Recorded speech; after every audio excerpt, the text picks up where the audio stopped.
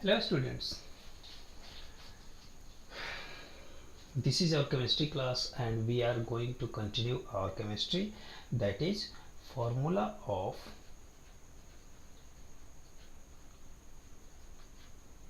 chemical compounds. अब आप लोग केमिकल कंपाउंड तो जानते हो, केमिकल कंपाउंड एक्चुअल में क्या होता है. Chemical compound when two or more atoms are combined together and form atoms कह लो या फिर element भी कह सकते हो. when two or more atoms combine together to form molecule and two or more molecule or substance or elements are combined together and form compounds. compound के बारे में आप लोग ये भी जानते हो कि compound होता क्या है. तो compound is that type of mixture in which the ratio of both constituents are fixed. first point. second point ये कहता है कि the property of the constituent is completely differ from the product. ये तो हो गया compound. और chemical compound क्या है कि when both elements are combined chemically together, और तभी वो compound भी बनेगा. compound का अगला definition अगर आप लोग ध्यान से पढ़े होगे तो ये आपको पता हुआ होगा कि compound कि जो कंपाउंड बनता है तो उसमें जो एलिमेंट्स होते हैं वो एक दूसरे से केमिकली कंबाइन होते हैं. Means we can not separate them by physical method. ये हम लोग पढ़ चुके हैं कुछ पहले के लेक्चर्स में. ठीक है, तो यहाँ एक चीज आता है कि फॉर्मूला क्या होता है. What is formula of chemical compound. तो इसे आप क्या लिखोगे कि the representation the representation of molecule in term of symbol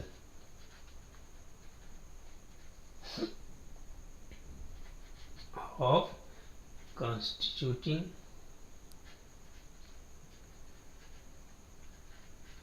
क्या एटम्स. जैसे अगर मान लो हमने लिखा सोडियम कार्बोनेट. क्या लिखा? Sodium carbonate. तो ये जो सोडियम कार्बोनेट लिखा इसे सिंबलिक रिप्रेजेंटेशन में सोडियम के लिए हमने क्या अप्लाई किया? Na. और कार्बोनेट के लिए क्या अप्लाई किया? CO3. और इससे जो फॉर्मूला बना वो क्या बना? Na2CO3. क्वेश्चन ये है कि ये तो हुआ Na सोडियम, कार्बोनेट हुआ CO3, लेकिन ये Na2CO3 क्यों हुआ?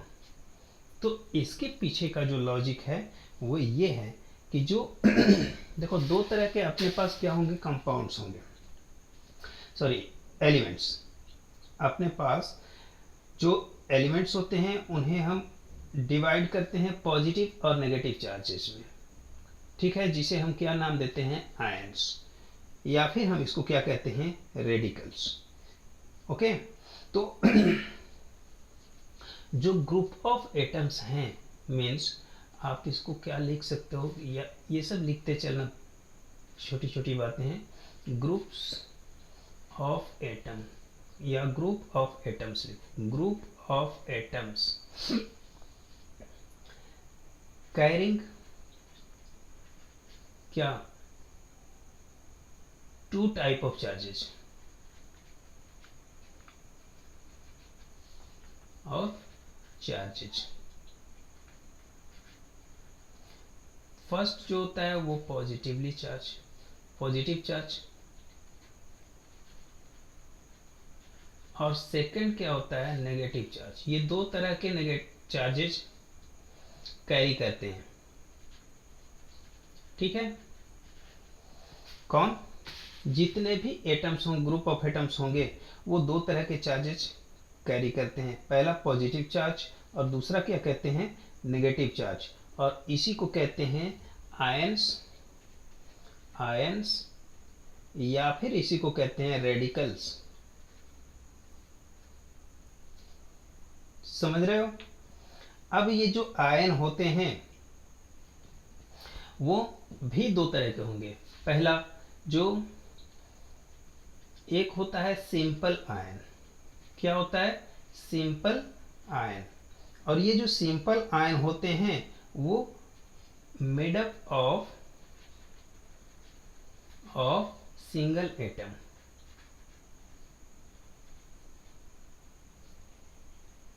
ठीक है। और अगर दो या दो से ज्यादा एटम्स के कंबाइन होने से बनते हैं तो उनको हम क्या नाम देते हैं?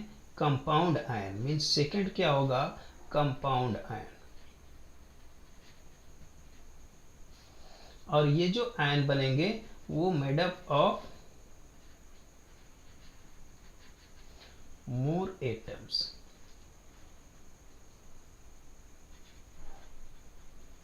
ये ज्यादा एटम्स बनेंगे। मोर एटम्स देन वन या लिख लो, या फिर मोर देन वन एटम लिख लो।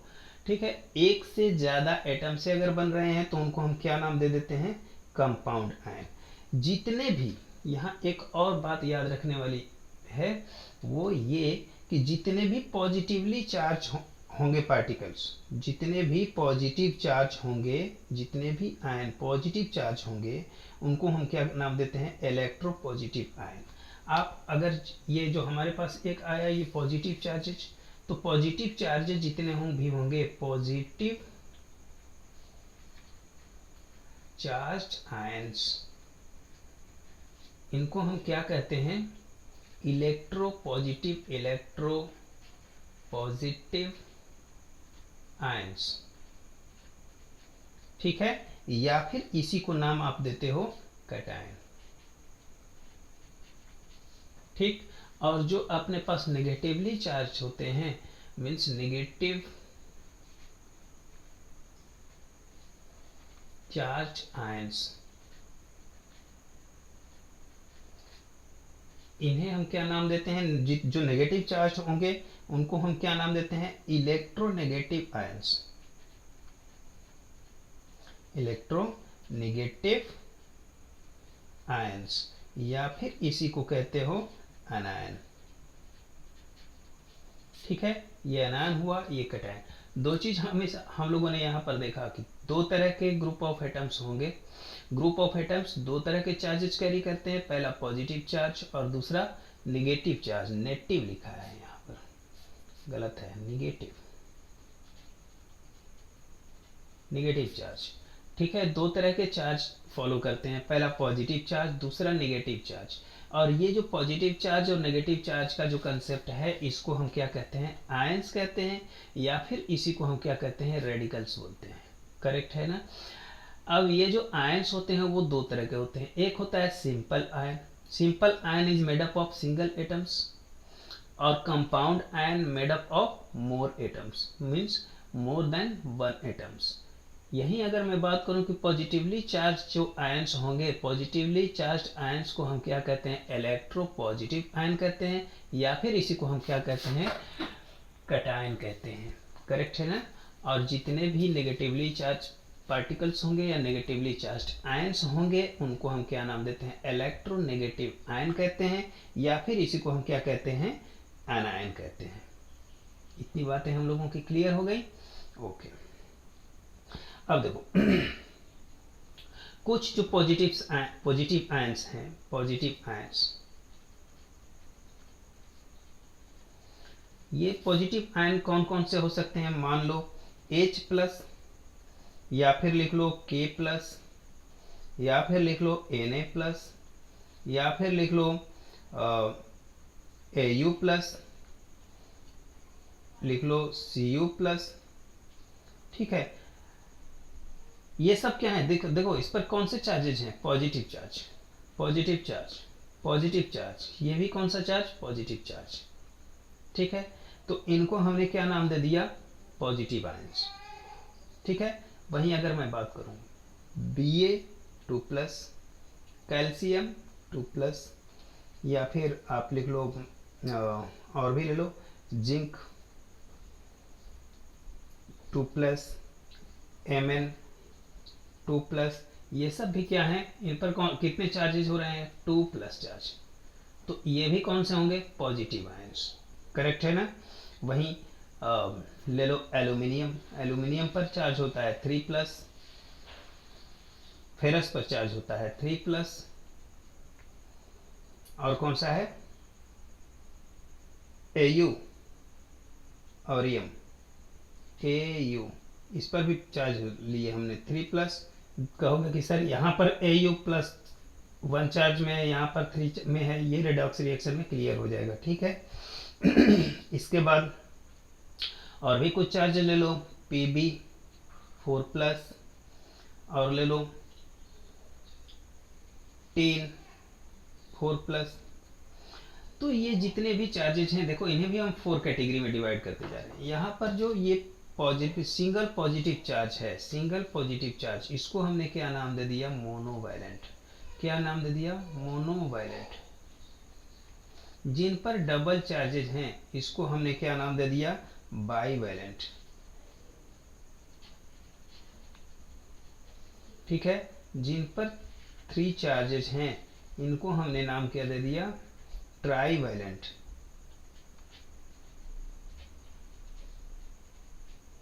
जिन पर चार्जेज 4 हैं इनको हमने क्या नाम दे दिया, टेट्रावैलेंट।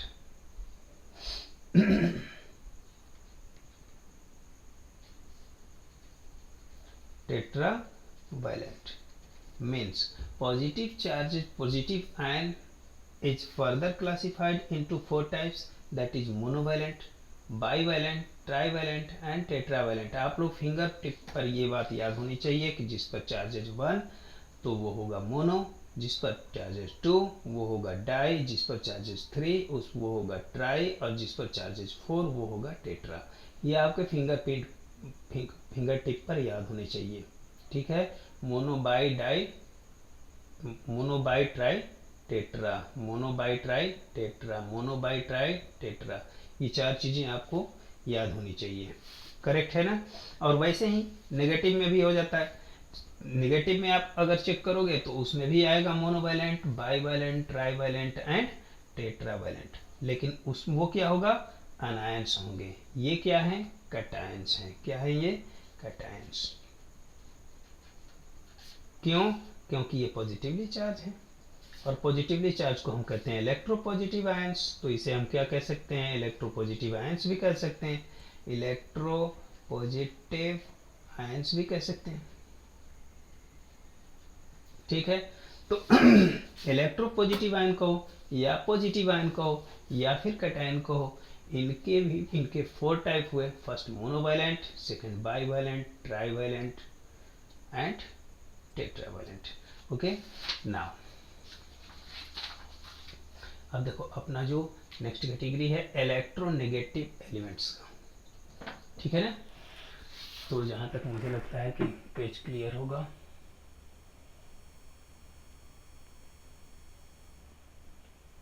क्लियर है ना। चलो अब देखो अब जो बारी आती है वो है इलेक्ट्रो नेगेटिव आयंस, या फिर आप इसी को प्यार से क्या कहते हो, एनायन।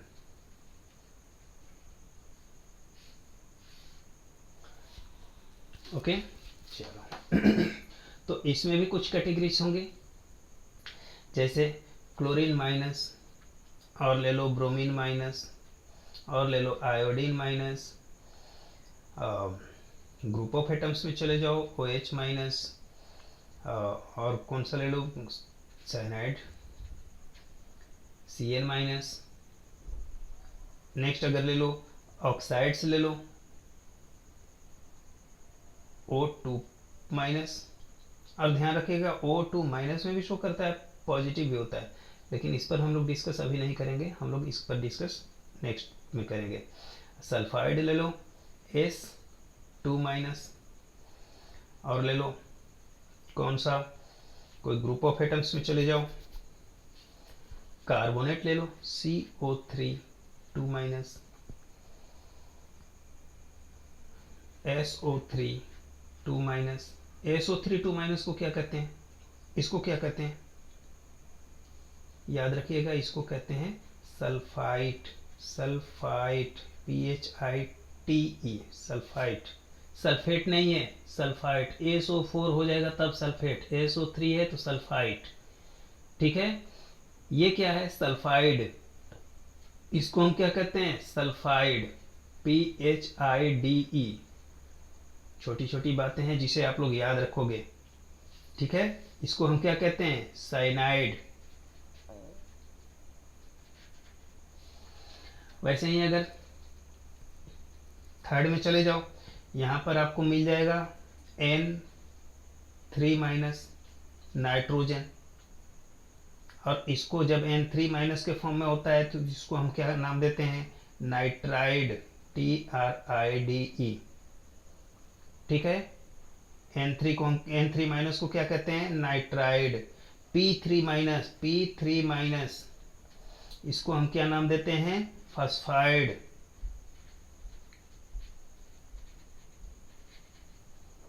करेक्ट है ना? आप देखो PH3,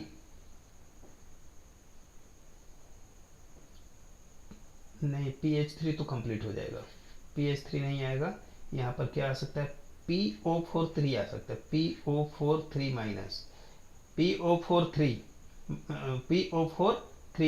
इसको हम क्या नाम देते हैं? फॉस्फेट।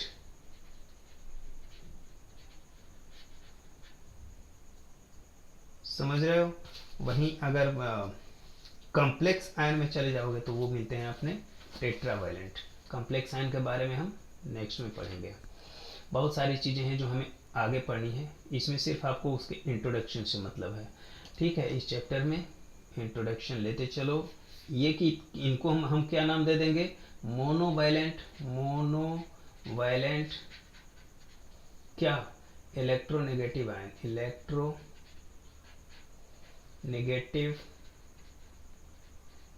आयन। इनको हम क्या नाम दे देंगे? बाईवैलेंट। क्या नाम दे देंगे? बाईवैलेंट। इनको हम क्या नाम दे देंगे? ट्राईवैलेंट। और जो टेट्रावैलेंट में होते हैं वो कॉम्प्लेक्स आयन में होते हैं। तो ये बाईवैलेंट क्या? इलेक्ट्रोनेगेटिव आयन, या फिर आप कह सकते हो बाईवैलेंट अनायन, या फिर कह सकते हो बाईवैलेंट इलेक्ट्रोनेगेटिव आयन, ठीक है। तो ये जितने भी बाईवैलेंट का मतलब क्या हुआ? देखो बाई लगा है मतलब कि 2 नेगेटिव होंगे, यहाँ पर मोनो लगा है मतलब कि सिंगल नेगेटिव आयन होगा, यहाँ पर ट्राई लगा है मतलब 3 नेगेटिव आयन होगा। करेक्ट है ना? क्वेश्चन ये है कि ये जो माइनस है, सिंगल है, कभी डबल है, कभी ट्रिपल है, किसी के साथ सिंगल है, किसी के साथ डबल है, किसी के साथ ट्रिपल है, ऐसा क्यों हो जाता है? ठीक है। तो ऐसा इसलिए होता है क्योंकि इसकी वैलेंसी पर ये डिपेंड करता है। समझ रहे हो? जैसे आप लोग पहले भी कभी पढ़े हो, इसके पहले जितने भी फॉर्मूला आप 9th क्लास में लिखे थे, उसमें क्या आप लोगों ने देखा था? जैसे मान लो हमें लिखना है क्यूप्रिक क्लोराइड। क्या लिखना है? Cupric chloride. हम जानते हैं कि क्यूप्रिक का मतलब कॉपर और क्लोराइड का मतलब क्लोरीन से रिलेटेड है। तो कॉपर की वैलेंसी कितनी होती है? बताओ। ये 2 होती है। इसकी वैलेंसी कितनी होती है? 1 होती है। और वैलेंसी क्या होती है? ये आप लोग बहुत पहले पढ़े हो, class 9th 6th 7th 8th में पढ़े हो। वैलेंसी क्या होती है? वैलेंसी होती है कंबाइनिंग कैपेसिटी। क्या कहते हैं इसको? Combining capacity. तो जो इसके कंबाइन करने की कैपेसिटी होगी उसको हम क्या कहते हैं? उसकी वैलेंसी कहते हैं। अब इस क्लोरीन की वैलेंसी क्या होती है? 1। कैसे होती है भाई? इसका एटॉमिक नंबर देखो। क्लोरीन का जो एटॉमिक नंबर होता है वो कितना होता है? 17। क्लोरीन का कितना होता है? 17। अगर इसका आप इलेक्ट्रॉनिक कन्फिग्रेशन लिखो तो आप क्या लिखते हो? 287। अभी तक आप लोग यही जानते हो, लेकिन आगे आपको अफवाह मिलेंगे जो इसको डिस्क्राइब करेंगे कि how is it possible to write 2 8 and 7। Here look, it has 7 electron in its outermost shell. Means ये क्या हो गए? Valence electron. क्या है? Valence electron. तो बताओ इसको कितने की जरूरत है? एक की। If it takes 1 electron from any another element then it will be stable। भाई 288 पर स्टेबल हो जाएगा। 8 पर स्टेबल होता है या तो फिर 2 पर स्टेबल होता है। यहाँ तो स्टेबल है, यहाँ भी स्टेबल है, लेकिन यहाँ पर इसे अगर एक इलेक्ट्रॉन और मिल जाए it will be stable. Okay, तो ये स्टेबल होने के लिए इसे कितने की जरूरत पड़ेगी? एक की। ठीक है, अगर एक इलेक्ट्रॉन इसे मिल जाए, ये एक इलेक्ट्रॉन इसे मिल जाए तो ये स्टेबल हो जाएगा। तो ये लेने की टेंडेंसी रखता है, और बेटा जो लेने की टेंडेंसी रखता है उसको हम नाम क्या देते हैं? एक्सेप्टर। क्या देते हैं नाम? एक्सेप्टर। और जितने भी एक्सेप्टर होते हैं वो क्या होते हैं? नेगेटिवली चार्ज होते हैं।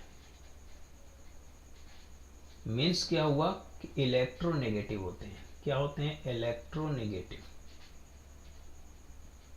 मीन्स इसके पास लेने की टेंडेंसी है कितनी? एक, तो इसकी वैलेंसी क्या हो गई? 1। अब ये जो इसकी वैलेंसी हुई, इस वैलेंसी को कॉपर के साथ मल्टीप्लाई कर दो, क्रिस क्रॉस जिसे आप कहते हो, और कॉपर की वैलेंसी को क्लोरीन के साथ मल्टीप्लाई कर दो। आप कहोगे कि सर क्लोरीन कॉपर का 2 कैसे हुआ? वैसे ही आप इसका भी एटॉमिक नंबर निकालो, एटॉमिक नंबर से आप इलेक्ट्रॉनिक कॉन्फ़िगरेशन निकालो। It has the tendency to donate electron. अब क्वेश्चन ये भी है कि एक्सेप्ट और डोनेट हम कैसे क्वालिफाई करेंगे? तो बेटा आप समझ जाओ कि जितने भी मेटल होंगे वो होते हैं, मेटल जितने भी होते हैं वो होते हैं डोनर, वो देने की टेंडेंसी रखते हैं। जितने भी नॉन मेटल होंगे वो क्या होते हैं? एक्सेप्टर। और बीच वाले की बात मत करना, समझ रहे हो? मेटल जितने होते हैं वो डोनर होते हैं, नॉन मेटल जो होते हैं वो एक्सेप्टर होते हैं। अब कहोगे कि मेटल कैसे पहचानेंगे? भाई जिनके आउटर मोस्ट शेल में 1 2 3 वैलेंस इलेक्ट्रॉन हो। क्या हो? वैलेंस इलेक्ट्रॉन, वो क्या होते हैं? मेटल होते हैं। जिनके आउटर मोस्ट सेल में 5 6 और 7 इलेक्ट्रॉन हो वो क्या होते हैं? Non metal. जिनके आउटर मोस्ट सेल में 8 इलेक्ट्रॉन हो, 8 इलेक्ट्रॉन, वो क्या होते हैं? बताओ। हाँ, नोबल गैस होते हैं। ये सब बातें आप लोगों को याद होनी चाहिए, बचपन की बातें हैं। और ये बचपन की बात जिस दिन भूल गए उस दिन समझो सब कुछ खत्म हो गया। बचपन कभी मत भूलना, याद रखना हमेशा। तो जिसके आउटर मोस्ट सेल में 8 electron, that is noble gas. All those element which has 5 6 7 electron on its outermost cell, that is known as non-metal, and they are acceptor. All those element which has 1 2 or 3 valence electron in its outermost cell, that is known as metal and has the tendency to donate the electron. Is that clear? जो donate होते हैं, जो donor होते हैं, देने की tendency रखते हैं, वो क्या होते हैं? इलेक्ट्रो पॉजिटिव होते हैं। क्या होते हैं? Electro positive. ये भी याद रखना। और ये क्या होते हैं? Electronegative.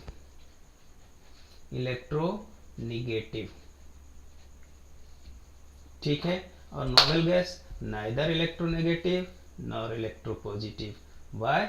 Because it is noble gas, it cannot react to any other element. तो ये छोटी छोटी बातें हैं, ये सारी बातें आपको याद होनी चाहिए। तो देखो यहाँ पर इनकी वैलेंसी हमने लिख लिया, फिर क्रिस क्रॉस कराया। क्रिस क्रॉस कराने के बाद हमारे पास अब क्या बचेगा? Cu को अगर 1 से मल्टीप्लाई करें, और मल्टीप्लाई करने के बाद ये जो 1 है इसके जस्ट नीचे लिखते हैं Cu1, और Cl के पास क्या लिखेंगे? 2। अब बताओ, इस 1 को लिखने की तो कोई ज़रूरत है नहीं, हमने क्या बना लिया? CuCl2, और इसको नाम दे दिया क्यूप्रिक क्लोराइड। क्यूप्रिक क्लोराइड समझ में आ रहा है? तो याद रखिएगा कि जब भी आपको फॉर्मूला लिखना होगा तो आपको ये सारी बातें याद होनी चाहिए या जानकारी होनी चाहिए। अब देखो, अगर मान लो कि हमको लिखना है क्या? Sodium carbonate. मान लो हमें क्या लिखना है? Sodium carbonate. ये देखो, इसको मैं अलग कर रहा हूँ, ठीक है? कंप्लीट दिखाई दे रहा है ना भाई? हाँ, चलो और थोड़ा सा कम कर दें इसका रिजोल्यूशन। अब सही हो गया मेरे हिसाब से, अब 100% सही हो गया। चलो, करेक्ट है, साफ दिख रहा है। ओके, मान लो हमें लिखना है सोडियम कार्बोनेट। अगर याद है तो लिख दोगे, नहीं याद है तो क्या करोगे, सोडियम के लिए हमने लिख दिया Na और कार्बोनेट के लिए लिख दिया CO3। करेक्ट है। अब देखो इसकी वैलेंसी 1, इसकी वैलेंसी 2, इसको क्या कर दो, क्रॉस क्रॉस कर दो। अब ये Na2 हो गया, क्या बन जाएगा Na2 और CO3, 1 लिखने की जरूरत नहीं है। तो ये Na2CO3 और इसको आप नाम आपने क्या दे दिया, सोडियम कार्बोनेट। देखो कोई भी चीज याद रट्टा मारने की जरूरत नहीं है, आपको ये सारी चीजें याद होनी चाहिए, कौन इलेक्ट्रोपॉजिटिव है कौन इलेक्ट्रोनेगेटिव होता है, कंसेप्ट समझ में आना चाहिए, कंसेप्ट क्लियर होना चाहिए। और जिस दिन आपका कंसेप्ट क्लियर हो गया, समझ जाओ you are the master of chemistry. या chemistry is looking like fun, chemistry is a funny subject if you relate this subject with your daily life।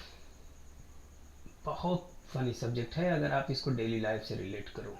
अब ये देखो सोडियम कार्बोनेट, अभी Na2CO3 आप पढ़ते हो, क्यों आता है भाई, सोडियम की वैलेंसी 1, कार्बोनेट की वैलेंसी 2 और दोनों को क्रिस क्रॉस करा दो, ये आपका आ जाएगा रिजल्ट। मान लो कोई एक कंपाउंड लिखना हो,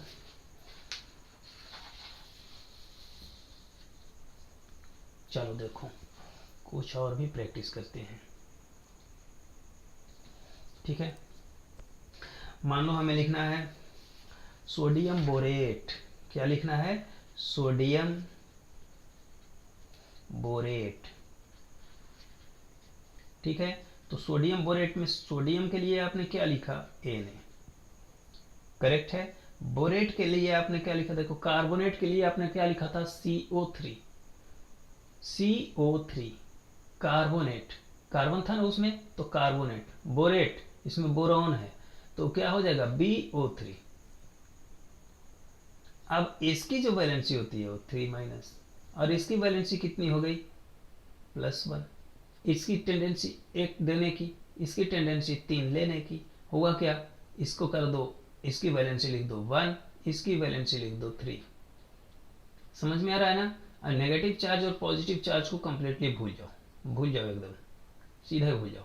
अब ये जो नेगेटिव चार्ज है इसके पास जाएगा ना, क्रिस क्रॉस इसीलिए तो कराते हैं हम, क्यों कराते हैं ये क्रिस क्रॉस, भाई पॉजिटिव चार्ज नेगेटिव को एक्सेप्ट करेगा और नेगेटिव जो है वो पॉजिटिव को एक्सेप्ट करेगा, बस बन गया अपना काम, क्या बन गया, Na3BO3।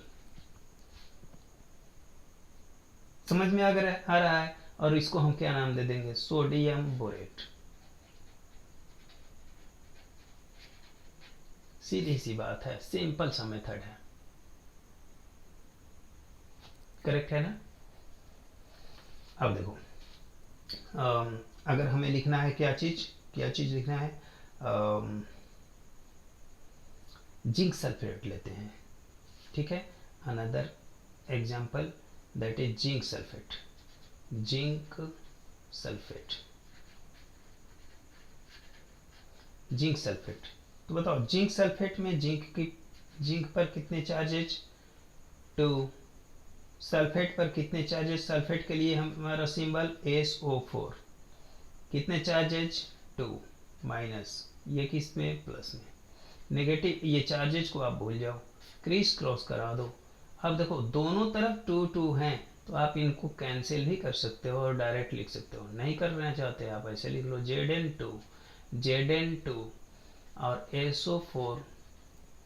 SO4 का क्या बनेगा, हाँ होल ट्वाइस। अब ये 2 कैंसिल हो जाएंगे, क्या बन गया ZnSO4, ये दोनों क्या हो जाएंगे कैंसिल, या यहीं से भी कैंसिल कर सकते हो, क्या बन जाएगा अपने पास ZnSO4 और इसको हम नाम क्या दे देंगे, जिंक सल्फेट, क्या दे देंगे, जिंक सल्फेट। समझ रहे हो।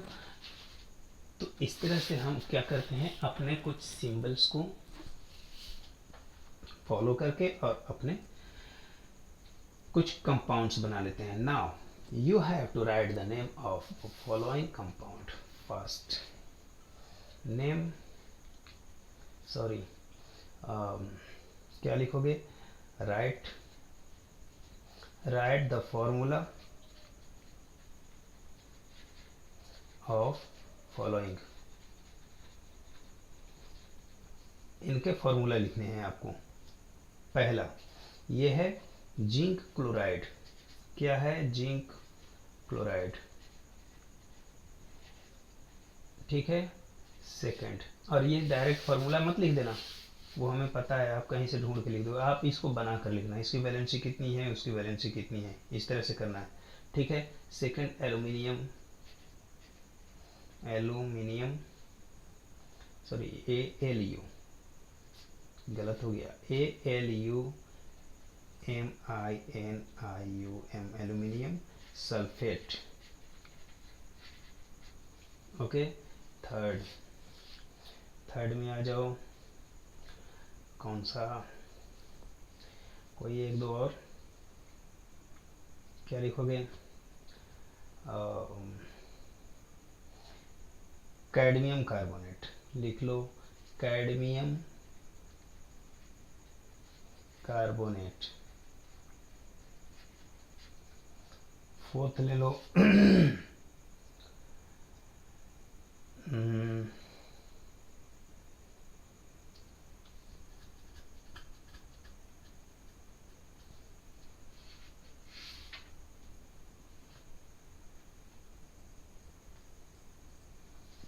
सल्फ्यूरिक एसिड, सल्फ्यूरिक एसिड नहीं, ये तो थोड़ा सा अलग हो जाएगा। आप और कौन सा ले लो, जिंक सल्फेट हो गया है, नहीं हुआ है, जिंक सल्फेट, ये तो हमने यहीं पर करा दिया है, ये तो आप लोग कर ही लोगे। कैल्शियम लिख लो, कैल्शियम, कैल्शियम बाइकार्बोनेट, या फिर इसी को कहते हैं calcium hydrogen carbonate. all these formula you have to write, okay, as your homework। तो ये सब फॉर्मूला प्रैक्टिस करते रहो, इसके बाद we will discuss on our another topic in our next video, okay, thank you।